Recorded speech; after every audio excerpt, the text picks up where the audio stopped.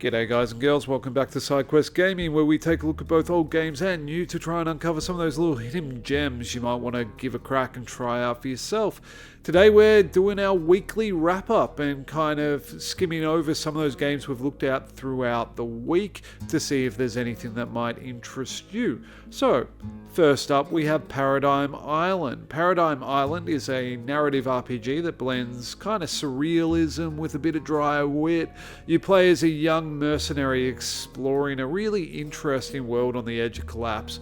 The game delves particularly into identity and choices, kind of a la Disco Elysium, very similar sort of internal monologue mechanics going on there, and it's a very dialogue-driven RPG, shaping your character through your choices and interactions. Skills and decisions influence the narrative, and the game features quite a unique kind of comic book style, art style that complements its surreal setting.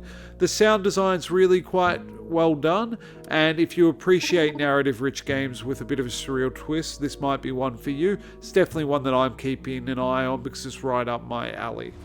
Era 1. Next up we have Era 1, which is really exciting space theme RTS that lets you build and command modular fleets in kind of a post-Earth, universe. Very similar feeling to Homeworld. In my opinion, it's almost a bit of a spiritual successor to it, even though it's not listed that way. Set in a future where Earth is depleted, humanity is taken to the stars, you build massive floating bases and fleets to gather resources and fend off hostiles. With Lego-like shipbuilding, you customize your fleet using various modules that kind of snap together and build on your home base, which is really cool. Strategic planning is key to your resource management and defense against threats, and the game features detailed space environments and really appealing visual design. Particularly really enjoyed some of the graphics when it comes to the development of the ships or the space combat. They explode in an incredibly satisfying way. The combat was a bit slower than I would have expected. It did feel like that could have been a bit more punchy or sped up, but my initial experiences was, for fans of RTS games, this is going to be a really big one. I think this is going to be one to keep an eye on. I'm really keen to get into this and give it a really good go because I've been looking for that Homeworld itch to be scratched and I haven't found that for a while yet. Definitely one to take a look at. Future War Tactics. Future War Tactics is a turn-based strategy game where you lead your special operation forces against an alien invasion. Set in the near future, mysterious disappearances and anomalies signal an alien threat, and you command an elite set of units it's sent to investigate and combat the invasion. It's a bit similar to XCOM, but a bit more rough around the edges. It feels like it's lacking a little bit of polish, but the combat is satisfying, and it is really leaning on that similar sort of gameplay and style. As far as I could tell, it didn't really have the kind of base development in between missions that XCOM offers, although it did have quite a bit of a level up system and a kind of a equipment based upgrade element. Future War Tactics does provide challenging gameplay and is a solid choice for those looking for that kind of strategy turn-based tactics sort of game. Decks of the Dam. Decks of the Dam is a strategic roguelike auto-battler where you command vampire minions basically in a land shrouded by darkness. So it's very, very similar to Stacklands. And those of you who've been watching my channel know that I absolutely love Stacklands, but it is a far rougher take on Stacklands. You play as a vampire and you raise your undead army to kind of conquer human settlements and defend off the humans during the daytime.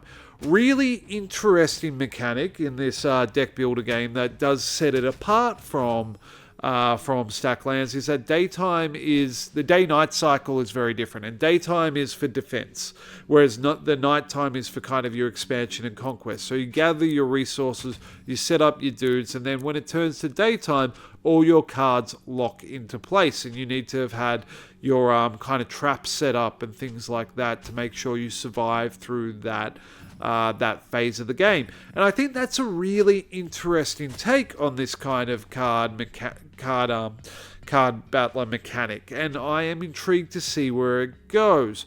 I do still think it is a bit rough around the edges in areas, but I'm definitely keeping an eye on this one, particularly with my personal love of stack lands and the mechanics built into that genre.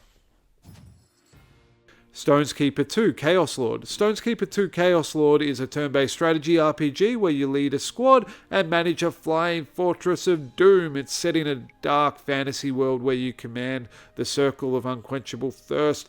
Basically, you are the bad guys and you got this flying undead city, which is awesome, and you recruit and level up your units. If they die, you can bring them back from the dead, and you make a whole bunch of decisions that kind of decide your kingdom's fate as you fly your mobile fortress around the map, going from place to place, leveling up your hero characters to determine your playthrough. The graphics are consistent and functional, and the soundtrack is pretty rich and kind of makes it an immersive experience. For fans of turn-based strategy and fantasy RPGs, it definitely gives an engaging experience and is pretty decent value for its content. Finally, the Steam Summer Sale. The Steam Summer Sale is upon us. Check out the link below to my video that's pulling out some of my first highlights that I've really picked out of the sale.